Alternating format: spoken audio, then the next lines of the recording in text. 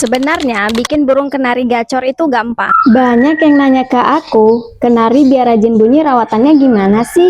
Padahal seringnya bukan karena burungnya, tapi rawatannya nggak konsisten. Menurut aku, burung gacor itu burung yang sehat. Kalau burung sehat pasti rajin bunyi. Ini cara aku ngerawat burung kenari kesayanganku ya. Kenari aku embunkan setiap jam 6 pagi, karena di jam segitu nyamuk sudah tidak ada. Terus masukkan cepuk mandinya setiap hari. Jadi mau burung mandi atau nggak mandi ya terserah ya gitu. Kalau nggak mandi juga nggak dipaksa. Dan jemur sampai dengan jam 8 pagi.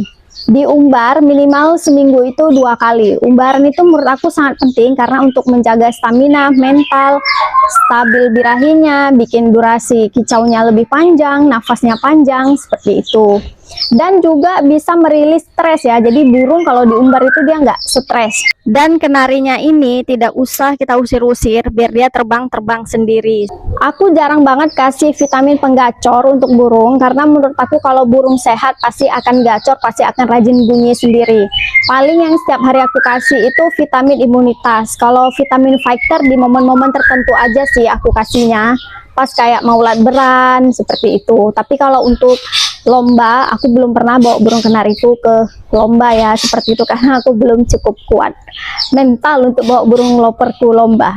Kalau cuaca panas aku kasih extra foodingnya itu timun, tapi kalau cuaca normal seperti biasa aku kasihnya sawi pakcoy.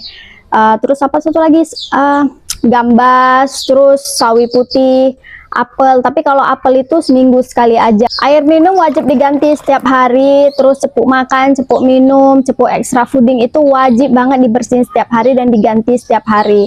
Karpet juga wajib kita cuci setiap hari, tangkringan juga harus dicuci setiap hari. Kalau lagi musim panas dan cuacanya tuh panas banget, burung kenariku biasanya aku ablak gitu aja dari pagi sampai sore karena kan aku tinggalnya di Batam.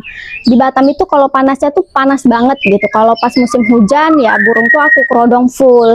Aku buka kalau pas mau bersih-bersih sama mau ganti makan minum. Jujur ya, kalau menurut aku rawatan harian itu bisa membantu 85 sampai dengan 90% burung itu gacor.